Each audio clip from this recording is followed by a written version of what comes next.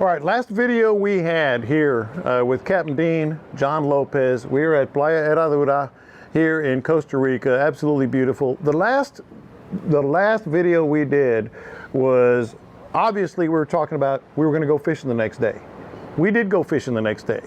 We didn't catch squat. We didn't talk about that. We got the stink on us. And frankly, right now, we really stink because we are right off the water on another day of fishing here in beautiful Costa Rica. We smell so bad, our wives don't even want to come out of the sliding glass door that's to my left. But we got the stink off. We got the no fish catching stink off of us, and that was very important. And you know what? There's always a lesson to be learned, Dean. Like, we were feeling it. We had such a good day the first day with the sailfish, and the ladies caught the sailfish, and we saw some tuna and all that. We go out a couple of days ago, had one really nice snapper on, broke the damn line. We had nothing else really happen in the rest of the day. We come back and we are feeling beyond low, beyond awful. It's been an emotional roller coaster. Go ahead. We were on the top of the world, and then we tasted the worst of it, man. Yeah. And so, I mean, it's typical. I mean, it's the way the fishing game is played. That's kind of what I wanted to get to today. Yeah. And then so we had one more chance. Last day here, booked us up a trip, and that is how fast it can change for you. Yeah. And then, of course, across the board, the people that we talked to, a lot of people had tough days, but then others did hit some fish. Yeah. So, well, what I wanted to get at here is, like, people think, hey, you guys are going to Costa Rica, y'all are just going to kill it. Nah, man, everything that we go through, whether it's the bays in Texas, Louisiana, Florida, or everywhere that listens to our podcast, they have the same experiences here. And you kept doing one thing. You kept going like that, and you were pointing at the new moon. And that was what we were having a bad day. By the way, before we move on and you talk about that, we killed it today. Killed it today. So we did come back strong. Inshore rooster fish. Everybody got the rooster today. The new moon, that's a problem where we are. It was a problem here. And so for over the 8 years that I've been coming down here fishing numerous trips, I always try to schedule the week before the new moon. And we talk about that on the flats at home. The week before the new moon, the week before the full moon, always tends to be a little more active, but it relates to the tides and it relates to things that are going to help you out. When we booked this trip, there were scheduling issues. We did it when we could. We put it together, and it was on the third quarter of the moon. Yeah. So, and I think as much as it affects us on the flats, in the ocean, it has a bigger influence on the bait and the reaction of those fish. Yeah. And today, believe me, man, we're riding high today because we got redemption. And I mean, it wasn't a banner 5-star day, but it was good. It was consistent. It was good. It was action. consistent. We had bait blowing up all around us, fish blowing up all around us. And look how many we landed 4 beautiful rooster fish and missed 7 or 8. way more than 4 Yeah. that were hooked up, taking line, and they just didn't. Caught some seal the jacks deal. as well. Some jacks. And so when you look at the entire picture, and that's what's just fascinating to me, is like all the things that we know from our neck of the woods, you can translate it to where we are. And one thing I thought was really fascinating today, we always talk about matching the hatch on the podcast.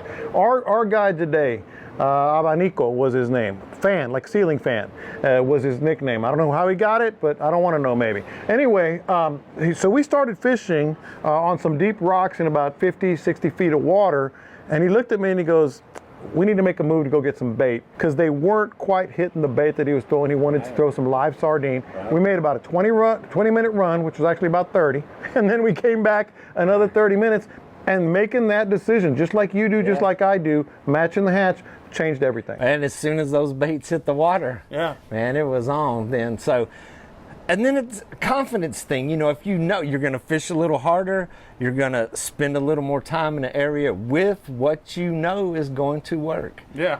Now let's get to the good news here. So we start catching some fish, and I'll tell you what, the rooster fish, you're in for a battle there. Man. So our guy, Dean Thomas Jr., was the first to hook up, and he was frankly miserable about it. I mean, he wanted to just take video, and he got one of the biggest roosters of the day and was fighting it and was kind of cussing the whole time, but that was the start of a really good day. Yeah, I mean, he was there to video, and as soon as the guys dropped the lines in, they're like, here, man. This is yours, man. Here's a pole for This you. is yours, and man. it's like, let's step in here and do this.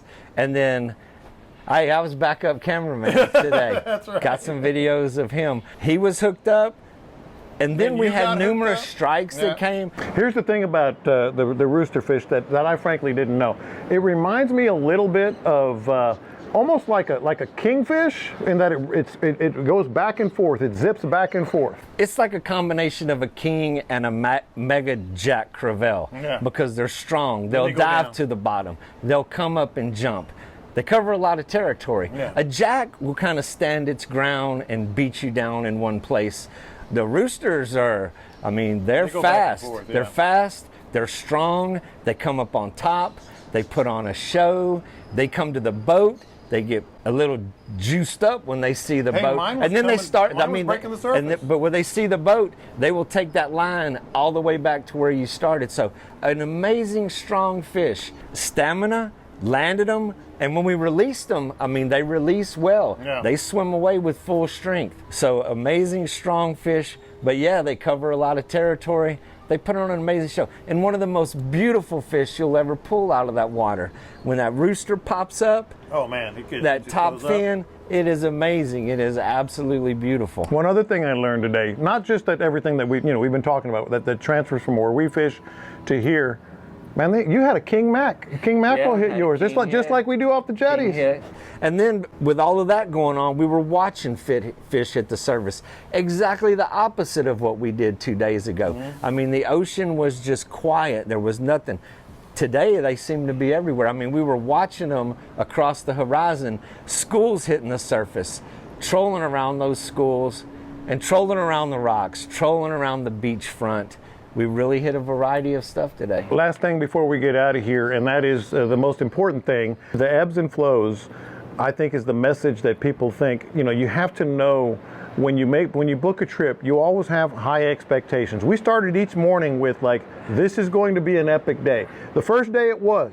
The second day it was awful. Yeah. Today we were like we were depressed almost. We were walking out there trying to knock the stink off. We of talked ourselves. about that. I mean, we went out this morning with completely no expectations, the lowest expectations. Every fishing trip, every day you go out, you have this vision in your mind of the most epic thing that can happen. This morning was exactly not that, because we had been beat down. There's no other way to put it. We got our butts and kicked. then, so yeah, we went out with no expectations, and look at how it turned out for us. So hopefully you guys learn a lot from this. I mean, even we always talk about it. You learn something every time you go out in the water. You've been fishing for so long. I've been fishing for so long, and we're still learning stuff today. Even the way that the bite was today reminded me of some things that we do back home. When you're planning your trip, like if you are traveling across half of the planet to get somewhere, give yourself a 4-day window to fish. Yeah. A lot of people that travel to me in Texas they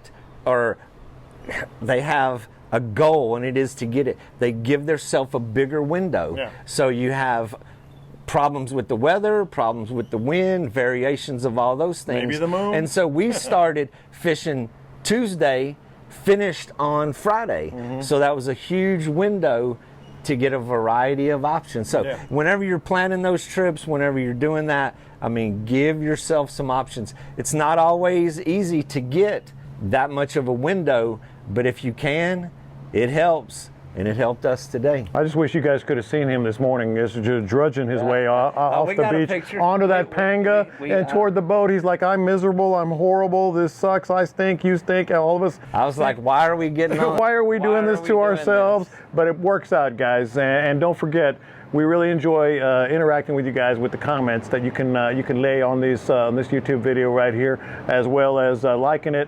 Of course, subscribing to the Bite Me podcast, wherever you get your podcast, and this YouTube channel. You guys, anything on a departing thought? Man, we'll see y'all back in Texas on the next show. We'll see you on the flats. Thanks.